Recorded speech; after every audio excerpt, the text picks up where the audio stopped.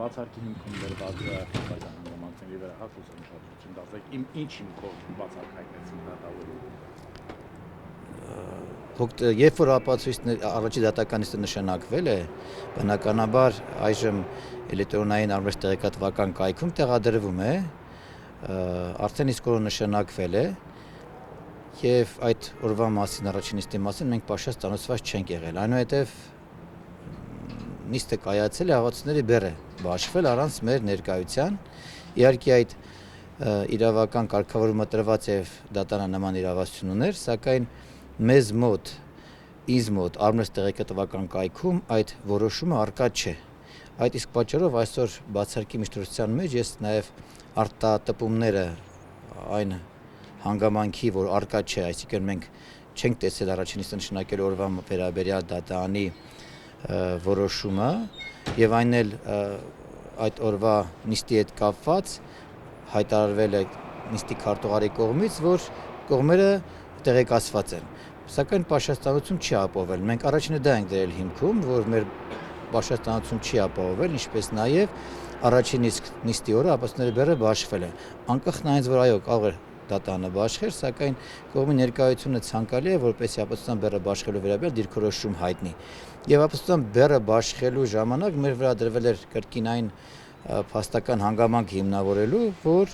մենք գտնում ենք, որ դա փաստական հանգամանք չի։ Այսինքն մենք գտնում ենք, որ դա այդ հոդվածը ամբողջությամբ ուղղակի հարցադրում է, իր մեջ որևիցե փաստական տվյալ չի պարունակում։ Այս երկու փաստերը հանգամանքները հաշվի առնելով այսօր մենք բացարկի միջոցով ներկայացրեցինք, գտնելով, որ դատարանը արդեն իսկ կաշկանդված է, կողմնակալ է, քանի որ մյուս կողմը հանդիսանում է Հայաստան Հանրապետության վարչապետը, եւ այդ իսկ պատճառով շտապողականություն է դրսևորում եւ արդեն իսկ ապացույցների բեռը բաշխելով մեր վրա դրել մի պարտականություն, որը չպետք է դրվեր։ Ինչպես նաև մենք պաշտած ծանոթված չենք եղել։ Այս հանգամանքները հաշվի առնելով վերջինիս անաչառությունը եւ կողմնակալությունը հաշվի առնելով մենք բացարկի միջոցով ներկայացրեցինք։ Գերմանիան, արի հետո գաղացրեց մարտան։ Բայց իրավունք չունեն։ Նույնիսկ եթե չեն տեսագրում, չեն թույլ տալիս տեսագրությունը, պիտի թույլ տան ներս մտնի, ով է ասել, որ պիտի արգելը։ Ոչ լավ, միներ, սա փոխվի լավ դեմն։ Ուրաց է։ Իսկ զբանը է, հա, կարծես հենց առաջին դատականիստից լավային մոտավորան կողմնակալ անաչառը։ Եվ այսօր ձեր անաչառ չի։ Անաչառ չի, այո, անաչառ չի։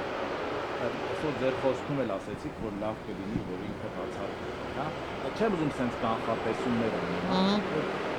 Ինչ երկենք ակնկալում եմ, որովհետեւ դուք այսօր ասեցիք, վճիրն արդեն պատրաստ է դատարանում։ Դե մենք գիտենք ինչ երկրում ենք ապրում ու գիտենք թե դատարանները ինչքան կախյալ վիճակում են, այդ առումով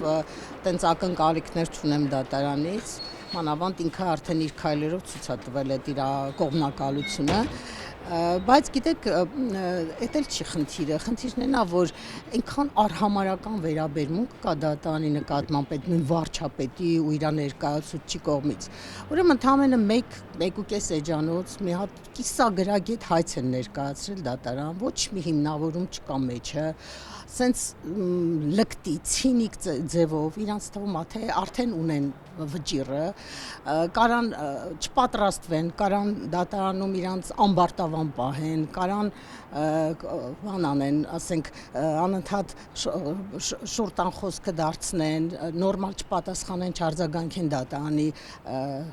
փաստարկներին կամ ելույթ չունենան եւ այլն եւ շահեն դատը։ Այդ ամեն ինչը այնքան ցցուն երևում է ու հետն էլ դեռ պահանջում է, որ չտեսանեկարահանվի, չլուսաբանվի նիստը, որ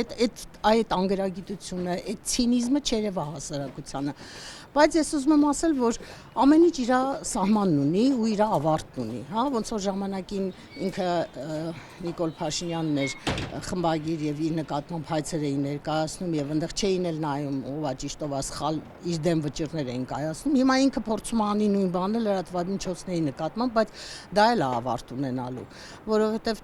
տենց չի, որ ամեն ինչ կարելի է երկիրը հասցնել այս վիճակին, կարելի է եկեղեցու դեմ արշավ սկսել, կարելի է քաղբանտարկյալներ ունենալ, կարելի է լրատվամիջոցների նկատմամբ հայցեր ներկայացնել եւ շարունակել պաշտոնավարել, հա, այս երկրում չի լինելու։ Ես կարծում եմ, որ շատ կարճ ժամանակ է մնացել եւ իրենց շտապողականությունը նաեւ դրանով են բացատրում, որովհետեւ այո, հունիսին ընտրություններ են եւ հայտնի չի իրենց ճակատագիրը ինչա լինելու այս երկրում։ Դատաներում նաեւ դատանում շիթելի որնստացող դատավորներ Փաշինյանի Այո։ Եվ կարծում եք, որ հենց այս հայցերի ներկայացման բա փորձում են իշխանություն կարգի դատավորների։ Ոչ միայն հայցերի,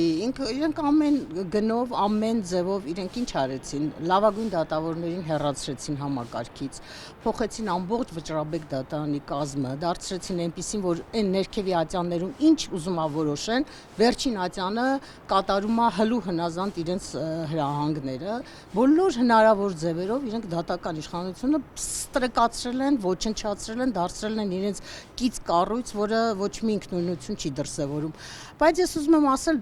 ավելի շատ ուզում եմ խոսքս ուղղել դատավորներին, հա, եթե մի քիչ իրենց մեջ թասիբ, ինքնահարգանք կա, իրենք մի քիչ արժանապատվություն ունեն, պետք է նաև մի քիչ դիմադրություն ցույց տան։ Ոչ մեկի համար հեշտ չի, ինչի մեր համար հեշտ է, մենք էլ ենք, չէ, ասենք մենակ 5-10 հոգով մենք դիմադրում ենք, այս երկրում փորձում ենք մի բան փոխել, մի բան կանգնացնել, մի բանի նպաստել, մի բան էլ իրենք պետք է անեն, չէ, ինչ որ քայլել պետք է անեն։ Այնպես չի, որ մի մեծ հերոսություն է այս հայցը մերժելը։ Բացարձակապես, հա, փոքրիկ հասարակ մի հատ բան է եւ ես վստահ եմ, որ ոչ մի հետևանք չի ունենալու այս դատավորի համար այդ հայցի մերժումը։ Բայց այդ որ ասում է սատանան ավելի սարսափելի է, քան իրականում կա, այդ վիճակն է, էլի, իրենք այդ վախը իրենց մեջ նստած է։ Իրենց թվում է թե ամեն մի փոքրիկ ընդվզում կարա հանգեցնի պաշտոնից զրկվելու կամ չգիտեմ ինչ պատժամիջոցներ են, բայց այդպես չի։ 1, 2, 3 որ սկսեն դիմադրություն ցույց տալ, այն մյուս կողմն էլ կսկսի իրեն հավաքել, չէ, զսպել ավելի հարգալից կվերաբերվի, ի վերջո ով որ դիմադրություն է ցույց տալիս, նրանց հարգում են, չէ, այդքան չեն ստորացնում, նսեմացնում, ոչնչացնում այդ համակարգերը։ Շնորհակալություն։ Կդնեք, չէ, դատարանի որը։ Ես այդ խմբագիրների չաթում կգրեմ, շավարշին դեռ կա, ինքը կա հետևի։